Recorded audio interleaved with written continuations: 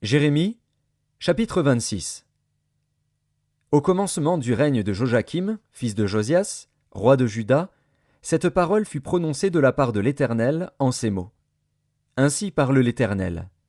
Tiens-toi dans le parvis de la maison de l'Éternel, et dis à ceux qui de toutes les villes de Juda viennent se prosterner dans la maison de l'Éternel toutes les paroles que je t'ordonne de leur dire, n'en retranche pas un mot. Peut-être écouteront-ils, et reviendront-ils chacun de leur mauvaise voie. Alors je me repentirai du mal que j'avais pensé leur faire à cause de la méchanceté de leurs actions. Tu leur diras, ainsi parle l'Éternel. Si vous ne m'écoutez pas quand je vous ordonne de suivre ma loi que j'ai mise devant vous, d'écouter les paroles de mes serviteurs, les prophètes, que je vous envoie, que je vous ai envoyés dès le matin, et que vous n'avez pas écouté, alors je traiterai cette maison comme Silo, et je ferai de cette ville un objet de malédiction pour toutes les nations de la terre. Les sacrificateurs, les prophètes et tout le peuple entendirent Jérémie prononcer ces paroles dans la maison de l'Éternel. Et comme Jérémie achevait de dire tout ce que l'Éternel lui avait ordonné de dire à tout le peuple, les sacrificateurs, les prophètes et tout le peuple se saisirent de lui en disant « Tu mourras ! Pourquoi prophétises-tu au nom de l'Éternel en disant « Cette maison sera comme Silo et cette ville sera dévastée, privée d'habitants » ?» Tout le peuple s'attroupa autour de Jérémie dans la maison de l'Éternel. Lorsque les chefs de Juda eurent appris ces choses, ils montèrent de la maison du roi à la maison de l'Éternel et s'assirent à l'entrée de la porte neuve de la maison de l'Éternel.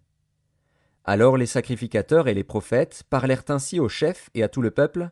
« Cet homme mérite la mort, car il a prophétisé contre cette ville, comme vous l'avez entendu de vos oreilles. » Jérémie dit à tous les chefs et à tout le peuple, « L'Éternel m'a envoyé pour prophétiser contre cette maison et contre cette ville toutes les choses que vous avez entendues. Maintenant réformez vos voies et vos œuvres, écoutez la voix de l'Éternel, votre Dieu, et l'Éternel se repentira du mal qu'il a prononcé contre vous. Pour moi, me voici entre vos mains, traitez-moi comme il vous semblera bon et juste.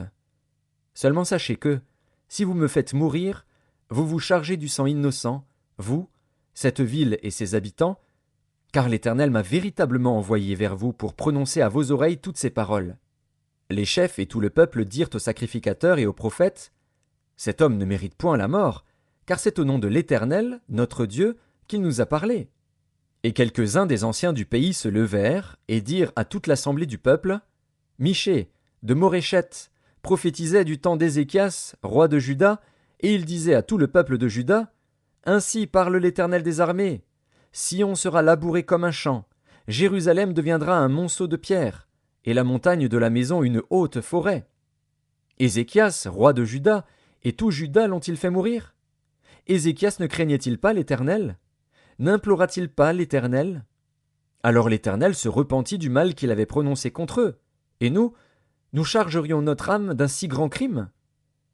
Il y eut aussi un homme qui prophétisait au nom de l'Éternel, Uri, fils de Shemaéja, de Kirjat-Jéarim. Il prophétisa contre cette ville et contre ce pays entièrement les mêmes choses que Jérémie. Le roi Joachim, tous ses vaillants hommes et tous ses chefs entendirent ces paroles, et le roi chercha à le faire mourir.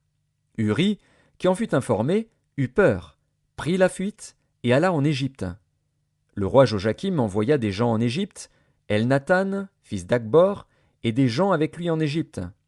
Ils firent sortir d'Égypte Uri et l'amenèrent au roi Joachim, qui le fit mourir par l'épée et jeta son cadavre sur les sépulcres des enfants du peuple. Cependant la main d'Achikam, fils de Shaphan, fut avec Jérémie, et empêcha qu'il ne fût livré au peuple pour être mis à mort.